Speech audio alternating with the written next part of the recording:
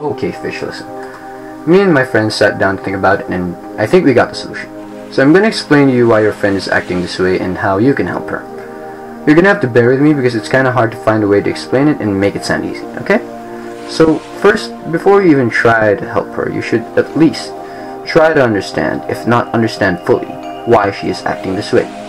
See, there are 3 ways to look at this, and these 3 ways can be observed in her current situations. And I'm going to use these to explain to you why she's acting like this. So the first way I'm going to tell you is the idea that something deep within that messed up mind of hers has something to do with her current behavior. There might be something that happened within her childhood that has caused her to believe the way that she does now. You said that she was born out of wedlock, never knew her real father, grew up with 2 half-siblings, a stepfather, and a real cruel mom.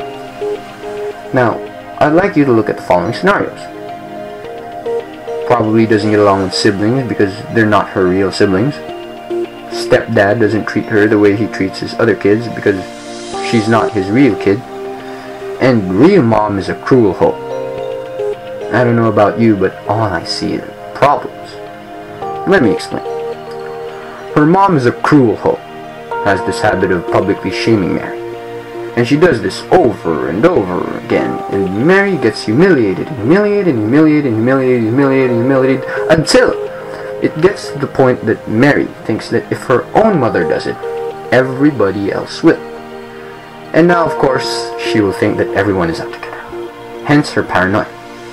In her mind, everyone will shame her. So this leads to mistrust in people. Mistrust that probably led to her not getting along with the people she worked with. Because, let's face it, how can you work with someone whom you know that at some point will stab you in your back? This leads us to view number 2. This is a perspective wherein she is acting this way because she has this need for something and she doesn't have it. This need can be a basic physical need, such as food, water, sex. It can be a need for safety, a need to feel secure, a sense of order in her life, a sense of stability, if you will.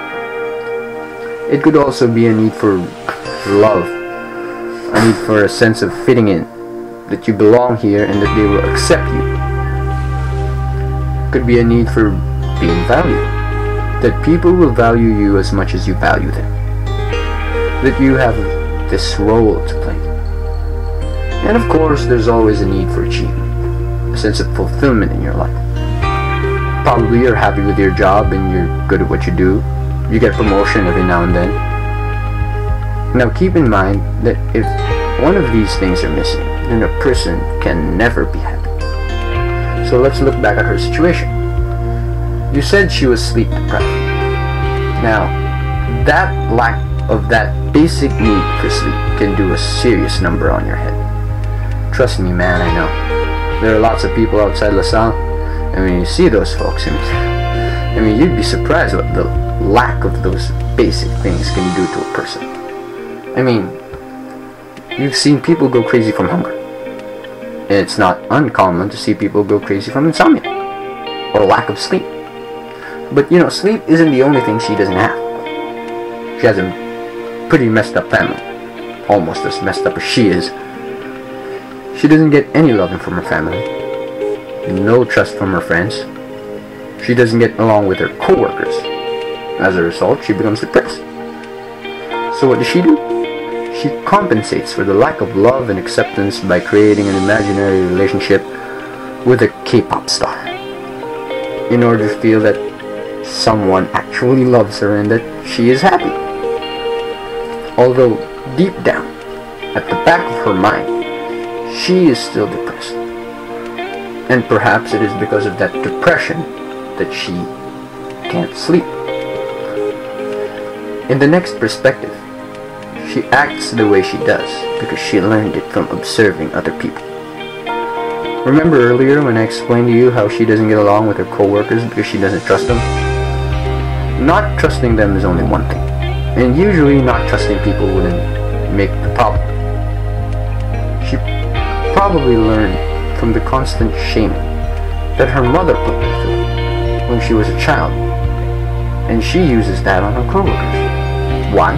Because she doesn't trust them. And maybe she believes that her only defense lies in a preemptive strike.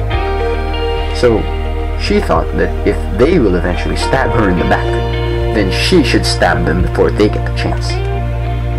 They said that she belonged to some kind of church group. First, I'd advise her to stay there, because A, this will allow her to experience something that will not trigger that horrible thing in her unconscious. And B, these people may be good influence to her, and thus she might be able to form new habits or act differently. You know, influence her in some way. Now, as long as she doesn't accept the fact that she is still depressed, she will remain sleep deprived, and she will never find any real way of fixing it. Remember that the only way to fix the problem is to face it. Lastly, there's no way she is going to fix this problem alone. This last one is for you, fish. Make her feel that she is accepted, that there's somebody who is willing to love her. This will let her regain her trust in people. Therefore, she'll be able to build better relationships with other people. And maybe she'll dump that imaginary boyfriend of hers. You got that, fish? Me and my buddies gotta go. Mark's down for the count. Now, see you around, fish. And good luck.